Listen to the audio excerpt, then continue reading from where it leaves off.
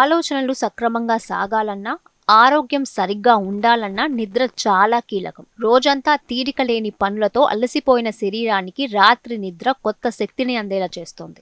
అయితే కొంతమంది రాత్రిపూట నిద్రపోయినప్పటికీ పగటిపూట అలసటగా ఉంటారు. నిద్ర ముంచేసుకొస్తున్నట్లుగా అనిపిస్తుందని చెబుతుంటారు. అయితే రాత్రిళ్ళు దాదాపు 8 గంటలు నిద్రపోయినా మర్నాడు నీరసంగా ఉండటానికి రకరకాల అంశాలు దోహదం చేస్తుంటాయంటున్నారు నిపుణులు.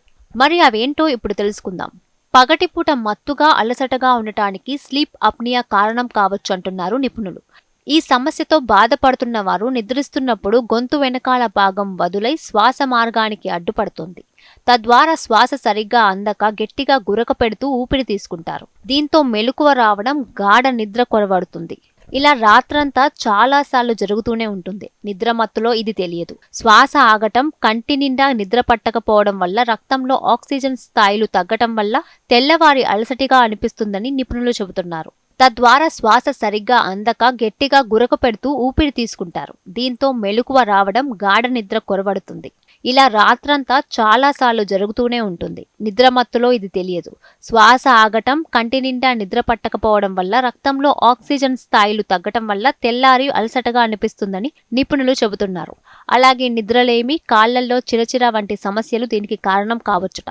నార్కోలెప్సీ, హైపర్సోన్మియా వంటి నిద్ర రోగాలు కూడా పగటిపూట అలసటగా ఉండడానికి కారణమవుతాయని క్లీవ్లాండ్ క్లినిక్ అధ్యయనం పేర్కొంది. స్లీప్ అప్నియా ఒక్కటే కాదు, దీర్ఘకాల సమస్యలు, హార్మోన్ల మార్పులు వంటివి ఉదయం పూట నిస్సత్తువకు దారితీయొచ్చు. థైరాయిడ్ సమస్యలు, విటమిన్ల లోపాలు వంటివి హుషారును తగ్గించొచ్చని నిపుణులు చెబుతున్నారు.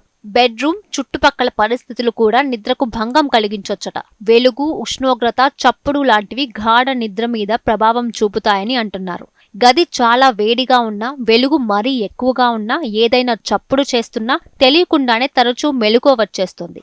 ఎక్కువ వెలుతురుతో నిద్రకు తోడ్పడే మెలటోనిన్ హార్మోన్ మోతాదులు తగ్గి కునుకు పట్టటాన్ని దెబ్బతీస్తుందంటున్నారు నిపుణులు. అందుకే పడక గదిలో TV, PC, laptop, mobile phone వంటివి ఉండకుండా చూసుకోవాలని, ఇవి నిద్రకు విఘాతం కలిగిస్తాయని చెబుతున్నారు. మనం తినే ఆహారం, తాగే పానీయాలు గాఢ నిద్రను దెబ్బతీస్తున్నాయని నిపుణులు అంటున్నారు. ఎలాగంటే పడుకునే ముందు కడుపు నిండా భోజనం చేస్తే జీర్ణక్రియ ఉత్తేజితమై త్వరగా నిద్ర పట్టకుండా చేయొచ్చట. అందుకే పడుకోవటానికి 2 గంటల ముందే భోజనం ముగించాలని నిపుణులు సూచిస్తున్నారు. ఒకవేళ కుదరకపోతే తక్కువ మొత్తంలో తినటం మేలంటున్నారు.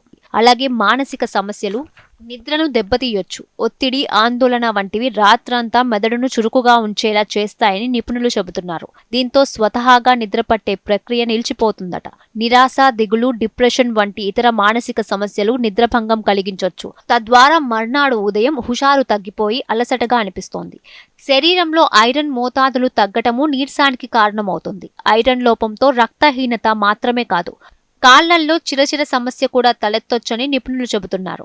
ఈ చిరచిర సమస్య గల వారికి కాళ్లు కదలకుండా ఉన్నప్పుడు లోపల ఏవో పాకుతున్నట్లు అనిపిస్తుంటుందని అంటున్నారు. దీంతో అదే పనిగా కాళ్లు కదిలించడం వల్ల నిద్రకు విఘాతం కలుగుతోందట.